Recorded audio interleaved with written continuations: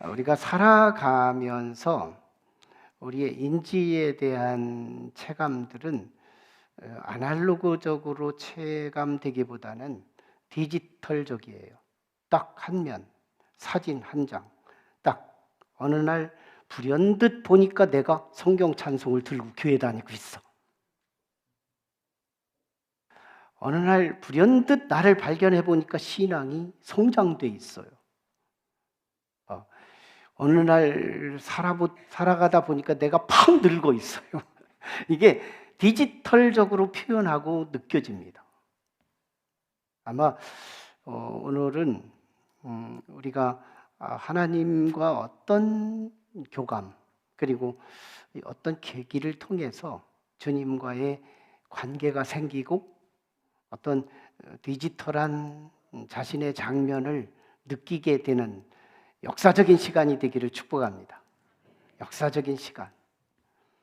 불현듯 내 인생을 들여다보니 내가 딴 사람이 돼 있다. 고무적으로. 괜찮은 면에서. 이건 얼마나 참 복된 삶일까요?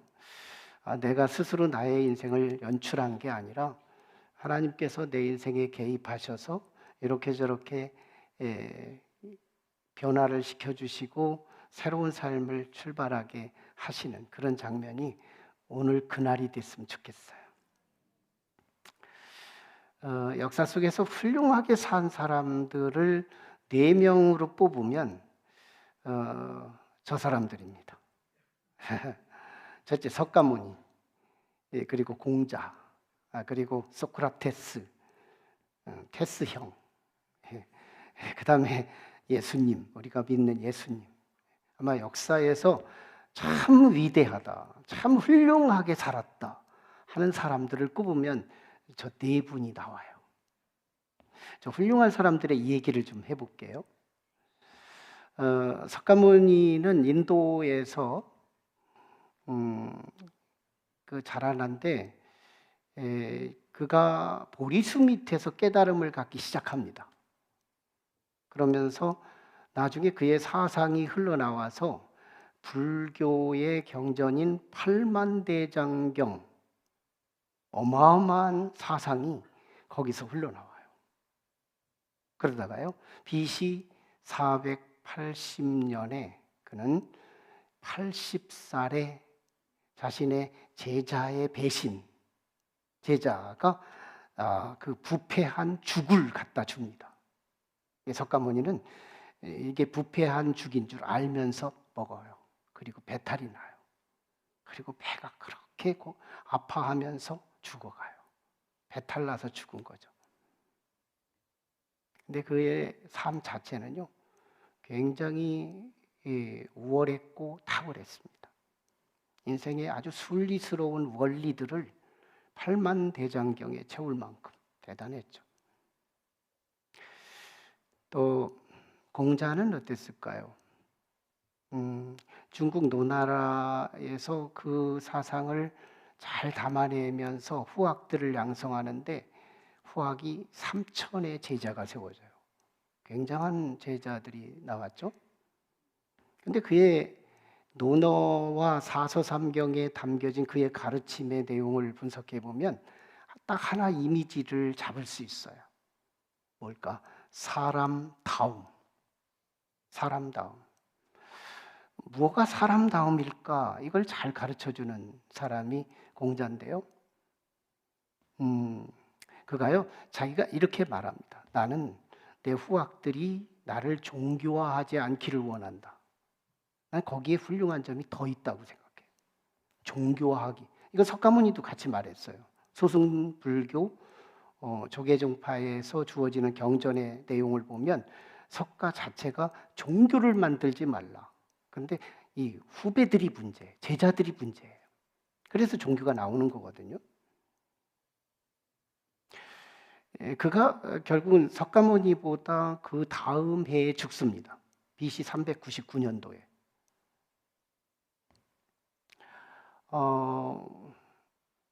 철학자 소크라테스는 어땠을까요? 소크라테스는 고대 그리스 아테네의 그때 당시의 정부의 반기를 들어요. 잘못됐다.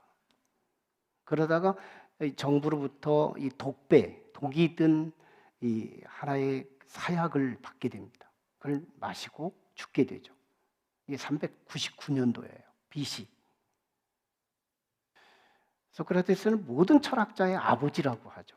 모든 사상이, 인간의 생각이 어느 만큼 확장될 수 있고 깊어질 수 있고 높아질 수 있는지를 이 철학적 이 사상의 폭을 말해주는 것이 소크라테스의 위대한 점이죠. 그는 결국은 죽어요. 이분 세 분들을 한번 공통점을 찾아보면요. 예수님 오시기 전에 380년, 379년, 399년 이전 어간에 태어나셔서 석가모니는 80세에, 그리고 공자는 71세에, 그리고 소크라테스도 71세에 죽음을 당합니다. 이 죽음이 뭘까? 여러분, 이 그들의 풍만한 사상, 그리고 참 존경스럽고 위대한 가르침, 그렇지만요, 이분들은 죽었습니다. 그러나 우리가 믿는 예수를 한번 제가 조명을 하고 싶은 거예요. 우리가 믿는 예수님은요, 말라기부터 시작됩니다. 하나님께서 말라기 선지자를 통해서 내가 너희를 사랑했다 이렇게 말씀을 하니까요, 이스라엘 백성이 하나님께서 우리를 뭘 사랑하셨어요? 하고 오리발을 내놔요. 하나님은 역사 속에서 그들의 광야 땅에 물을 내리시고 곡식을 주시고 시절마다 때마다 그들을 먹이시고 입히시며 역사 속에서 왕이 없이도 왕이 있게도 이 이스라엘의 고유한 역사를 하나님만의 작품으로 만들어가고 있었거든요. 근데 말라기 선지자를 향해서 뭘 사랑하셨느냐고, 사랑의 근거를 내놓으라고. 그래서 하나님께서요, 역으로 하나님의 사랑이 없는 역사가 뭔지를 가르치기 위해서 신구약 중간기를 우리에게 보여줘요. 그때 하나님을 만난 사람이 하나도 없습니다. 그때 유대교가 어떤 종교가 되느냐면 껍데기 종교가 돼요. 하나님을 업데이트하고 하나님을 직접 만나고 교감하는 사람이 하나도 없이 종교는 유지해야 한다는 이 형식 때문에 그들은 다량의 형식주의 바리새인들이 막 배출되는 거예요. 신구약 400년 기간 동안 하나님이 만나주지도 않고 예언자를 보내지도 않는 그런 시기, 그때 유대교는요 어마어마한 해를 당합니다. 헬라 제국의 어떤 악동한 왕이요, 성전에 돼지떼를 보내가지고 칼제비를 보내가지고 살아있는 돼지들의 목에다가 막 칼을 질러서 고통스러운 돼지들이 막 이리저리 흔들고 다니면서 예루살렘 성전이 초토화돼요. 하나님이 없는 해를 당하는 게 뭔지를 역사 속에서 가르치는 거예요. 그러다가요, 가장 역사적으로 어려울 때, 희망이 없고 절망밖에 인간에게 씁쓸한 인생만을 가졌을 때 하나님께서 해광처럼 빛드신 그리스도를 이 땅에 보내주시는 거예요. 이게 요한복음 3장 16절이에요. 하나님이 세상을 이처럼 사랑하사 독생자를 주셨으니 이는 그를 믿는 자마다 멸망하지 않고 영생을 얻게 하려 함이라. 예수님이요, 우리를 뭘 사랑했느냐고 오리발을 내놓는 유대인들에게 이게 내 사랑이다 하고 보내주신 분이 하나님의 아들 독생자 예수 그리스도인 거예요. 예수님은 사랑 덩어리예요. 그리고 이 땅에 오셔서 뭘 하셨을까요? 사랑을 가르칩니다. 사랑을 나눕니다. 사랑을 선물로 주게 되는 삶을 살아요. 예수님의 모든 말씀을 다 보면 성경 66권 자체가 사랑 덩어리인 거예요. 그리고 그의 삶 자체가 사랑 덩어리예요. 그리고 십자가 자체가 사랑의 희생의 상징의 심볼인 거예요. 사랑이에요. 사람들이요, 사랑을 들으면 이게 홀리는 거예요. 사랑. 인생에서 아무리 훌륭하고 물질이 많고 건강하고 모든 스펙을 갖추고 모든 것을 다 가졌어도요, 인생에 사랑이 없으면 껍데기래요. 그런데 조금 부족하더라도요, 내 인생에 사랑이 간직되면요, 성공한 거래요. 인생의 진수는 사랑입니다. 아멘? 오늘 이 사랑이 획득됐으면 좋겠어요. 인생의 진수는 사랑이에요. 예수님이 사랑을 가르치니까 인산인해를 이룹니다. 한때는요, 산헤드린 공회가 이런 소리를 했어요. 세상이 다 예수 믿는다. 우리가 어떻게 하면 좋겠니? 예수는 죽여야 되겠는데. 근데 세상 사람들이 다 예수 믿는 것 같은 거예요. 그때 무슨 일이 벌어지냐? 유대의 종교 랍비들, 지도자들, 상담자들이 다 떠나는 거예요. 다 예수님 쫓아가는 거예요. 그러니까 실제적인 수입이 없어지죠. 상담비를 안 내죠. 그러니까요, 저들이요, 예수를 미워하기 시작하는 거예요. 사랑을 주러 온 예수 그리스도를 향해서 반감과 또한 시기와 질투와 살인 충동까지 결국은 십자가에 내몰아서 죽이고 말아요. 그러나 저분이 본질이 뭘까요? 인생이라면 죽으면 끝나지만요, 저분의 본질은 하나님이십니다. 하나님이 오신 거예요. 보편이 특수로 오신 거예요. 그래서 그분이 십자가에 돌아가시지만 결국은 하나님이시니까 죽을 수 없어요. 다시 일어나는 거예요. 다시 부활하는 거예요. 이분이 우리가 믿는 예수 그리스도예요. 그래서 예수님은 생일이 필요한 거예요. 그래서 성탄절이 있는 거예요. 죽은 사람은 제사밖에 없는 거죠. 이게 상식인 거죠. 중요한 건요, 우리 4대 성인들이 다 위대합니다. 가르침을 보면 우리도 읽고 싶을 정도로 위대해요. 그 가르침에 대해서 받아서 손해볼 사람이 아무도 없습니다. 더 중요한 게 있어요. 그들은 죽었다는 거예요. 여러분, 이 죽음이라는 것이 이 세상에서 최고 무서운 거예요. 호랑이가 무섭다 하지만 호랑이가 무서운 진짜 이유는 죽기 때문인 거예요. 교통사고가 무서운 것은 교통사고 때문에 아파서 두려운 게 아니라 죽기 때문에 교통사고가 무서운 거예요. 암이 무서운 이유는 암이 결국 나를 죽이기 때문에 내가 암이 무서운 거예요. 암이 나를 죽이지 못한다면 우리는 암이 두려울 수가 없는 거예요. 우리에게 이 세상에서 가장 무서운 것, 이게 뭐예요? 죽음인 거예요. 사망인 거예요. 그런데요, 우리가 믿는 예수 그리스도는요, 이 사망의 문제를 해결합니다. 죽음을 해결해요. 그리고 예수를 만나는 사람들이 다 죽음을 해결받게 됩니다. 이게 우리의 특혜예요. 약속이에요.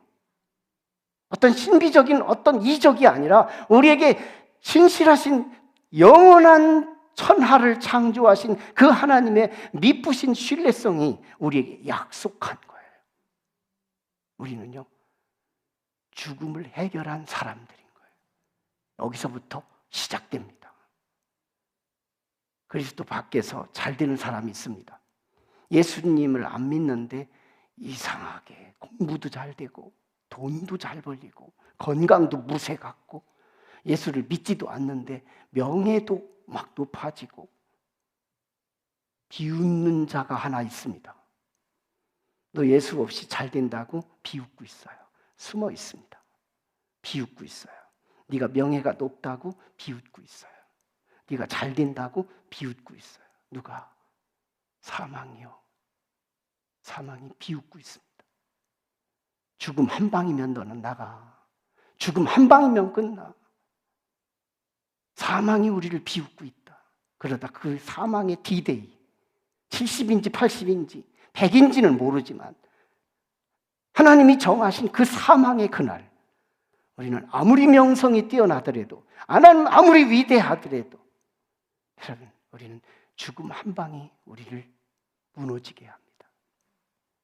그러나 우리 그리스도인, 예수 안에서 죽어도 산다는, 우리가 죽음을 무시할 수는 없지만 죽음은 비밀로 소개하고 있어요.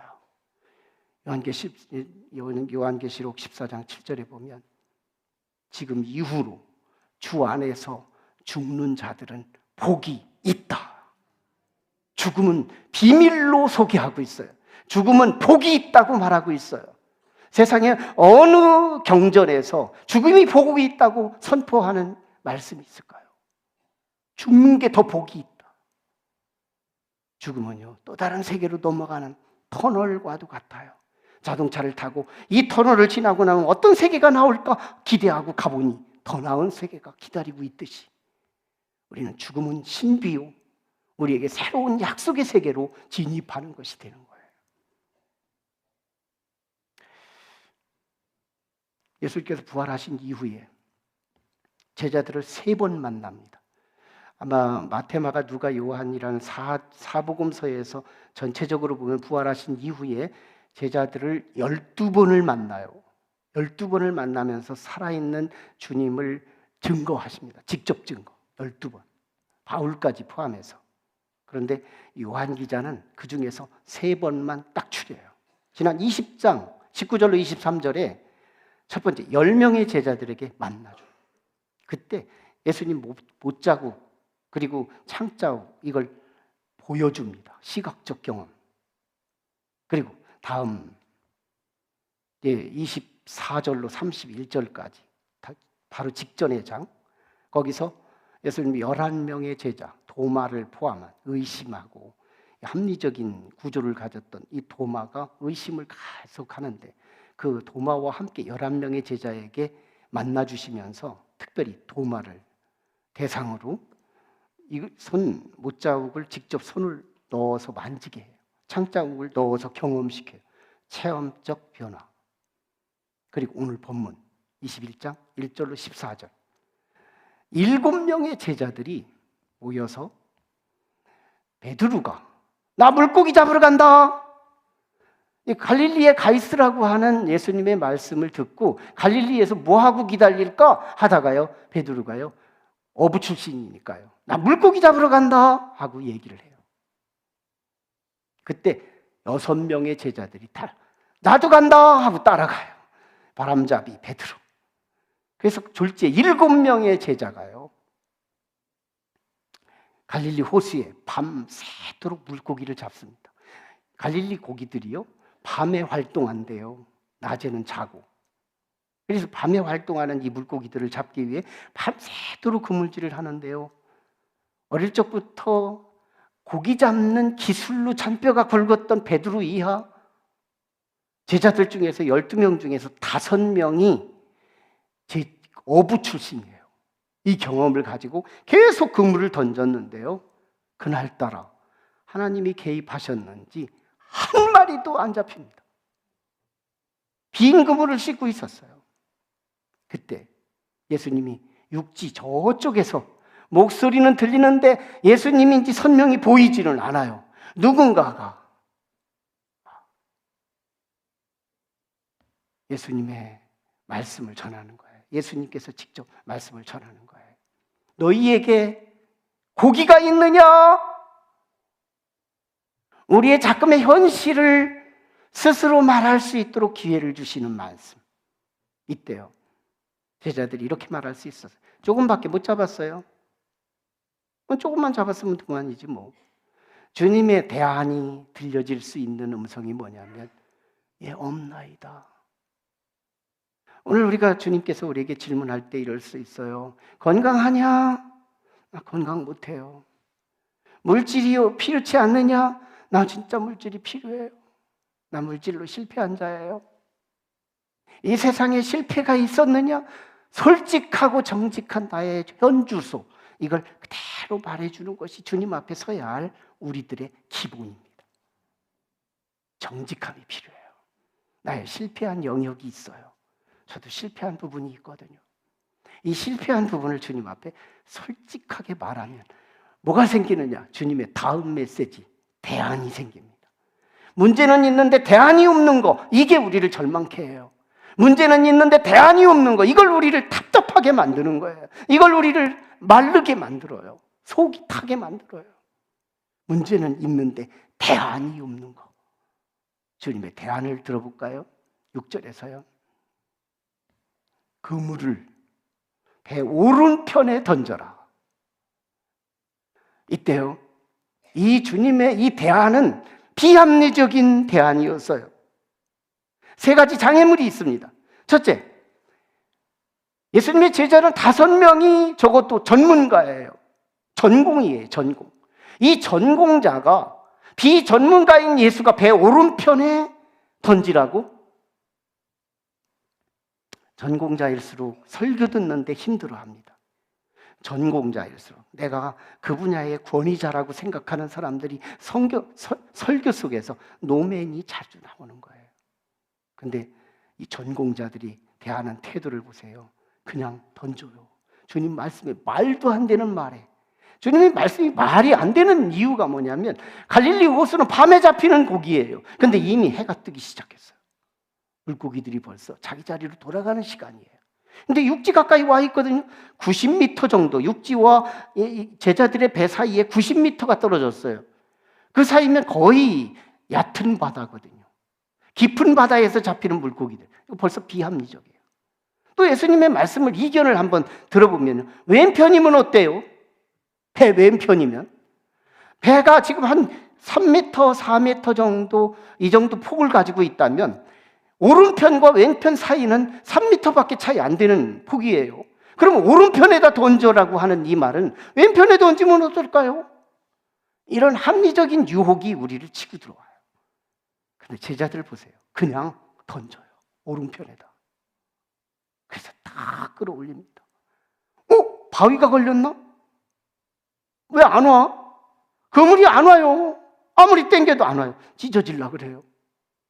근데 안 찢어집니다. 나중에요. 여러 사람이 붙어서 이걸 끌어올렸더니요. 어마어마한 물고기가 잡힙니다. 발등만한 고기에 굵기까지 이게 153마리가 잡혀요. 놀라운 일이 벌어집니다. 기적을 본 거예요.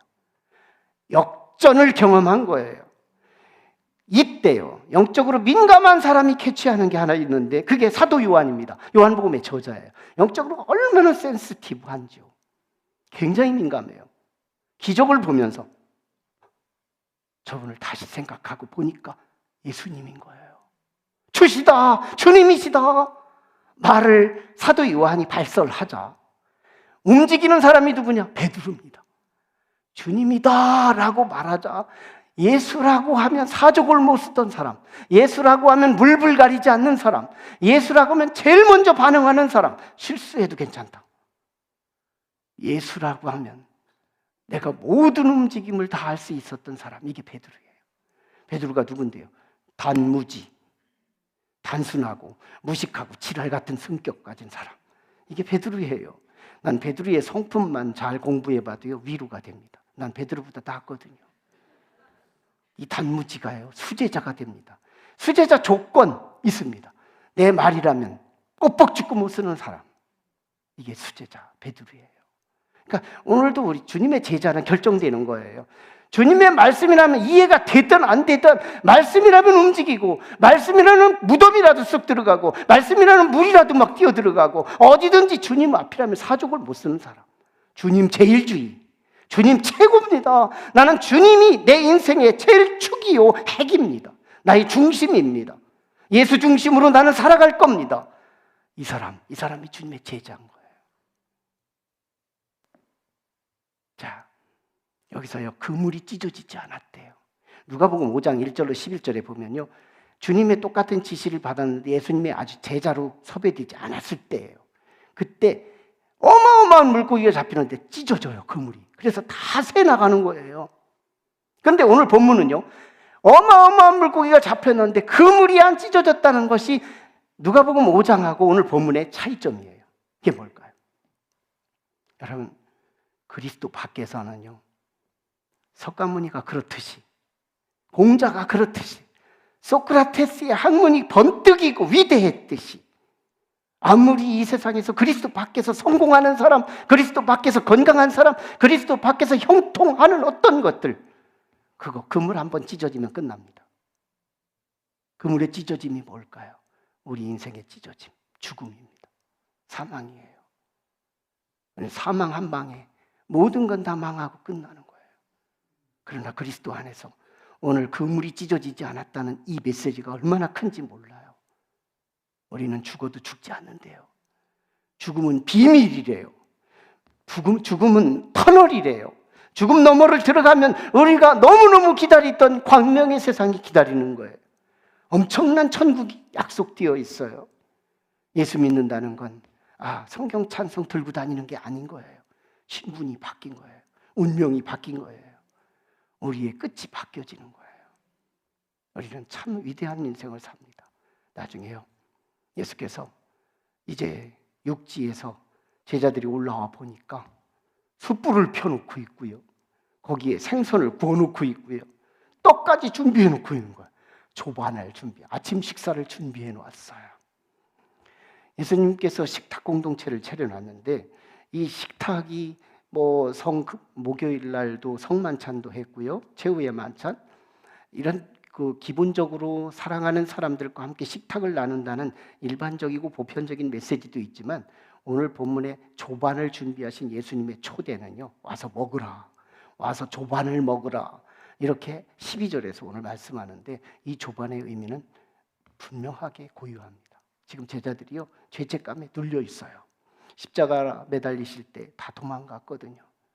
예수님에게 큰 소리 치던 제자들이 다 배신했거든요. 그래서 죄책감이 눌려 있고 미안하기 짝이 없어요. 얼굴이 막 뜨거워서 볼 수가 없어요. 미안하고 죄송해서. 그때 주님이요, 내가 너희를 용서하노라, 조반을 먹자. 내가 너와 화목하노라, 조반을 먹자. 너의 모든 것은 이미 회복됐다, 조반을 먹자. 식탁의 의미가요, 당신과 나는 친합니다. 당신과 나의 문제는 다 해결됐습니다.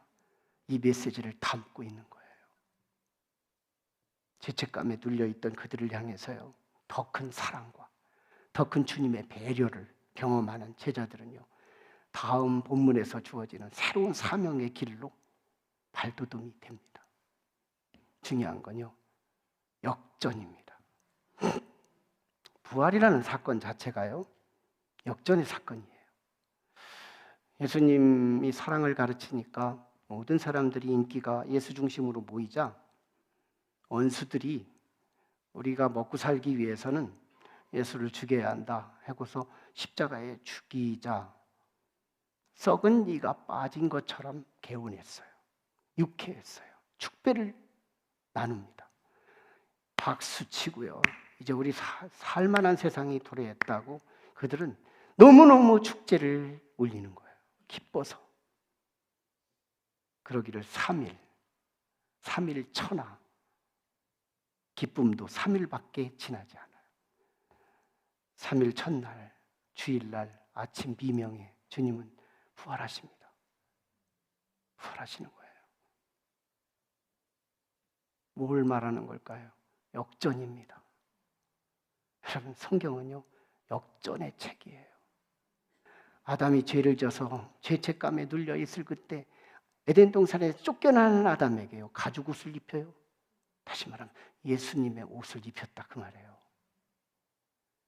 에녹에게 역전을 시키고, 아브라함에게 역전을 시키고, 이삭에게 역전을 시키고, 야곱에게 역전을 시키고, 요셉에게 역전을 시키고, 다윗에게 역전을 시키고, 이스라엘 백성에게 역전을 시키고, 출애굽에서 역전시키고, 홍해 앞에서 역전시키고, 목마름의 현장에서 반석을 쳐서 역전시키고, 아말렉 전쟁에서 역전시키고, 여리고성에서 역전시키고, 가나안 정착 전쟁에서 역전시키면서 이스라엘의 모든 역사는 뒤집어지는 역사였어요.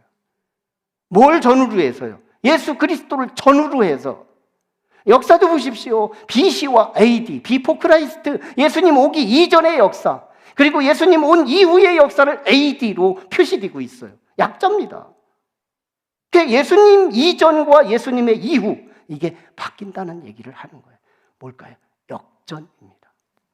이 교회가요, 세워졌지만요, 돈이 없어서 우리는 전전긍긍하고 실패를, 좌절을 확실하게 경험합니다.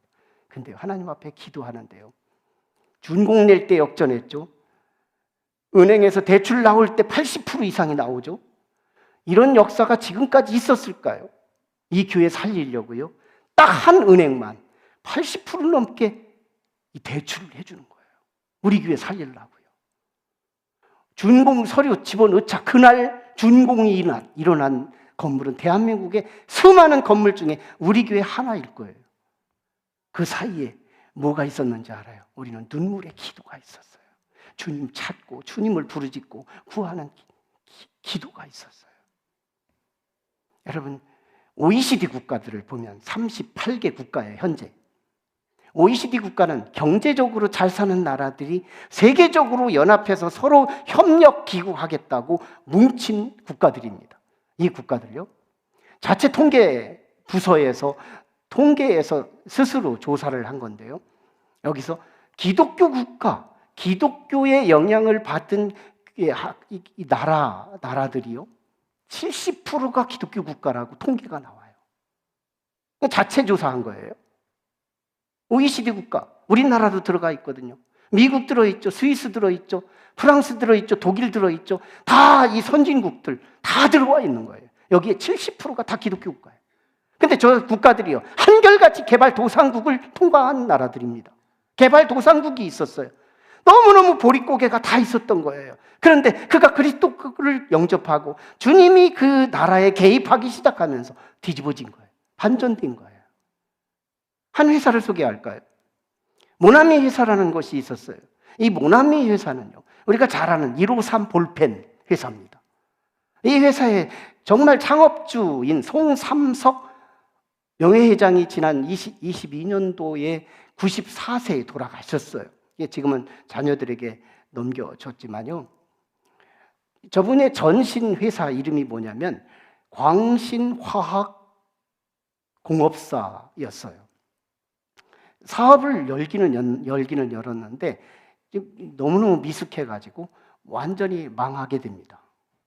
광신화학공업이라는 기업이요, 망하게 돼요. 그러자 그가 예수를 믿고 있었지만 결국은 기도원에 가요.